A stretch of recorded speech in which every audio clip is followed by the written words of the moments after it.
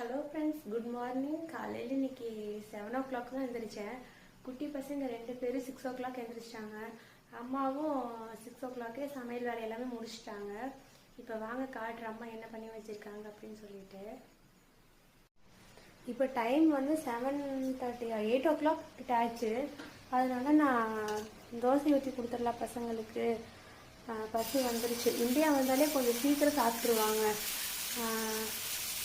7:30 எல்லாமே எப்போவுமே சாப்பாடு கொடுத்துருவோம். நைட்டு தூங்குறதுமே 7 o'clock தூங்க வச்சுருவோம். நம்ம என்ன வச்சுருக்காங்க அப்படின்னா பார்க்கலாம் வாங்க.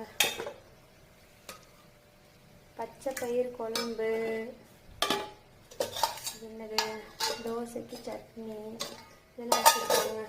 பால் பசங்களுக்கு குடிக்கிறதுக்கு. தோசை ஊற்றி கொடுத்துட்டோம் அப்படின்னா அவங்க சாப்பிட்டுட்டு விளையாண்டுக்கிட்டு இருப்பாங்க.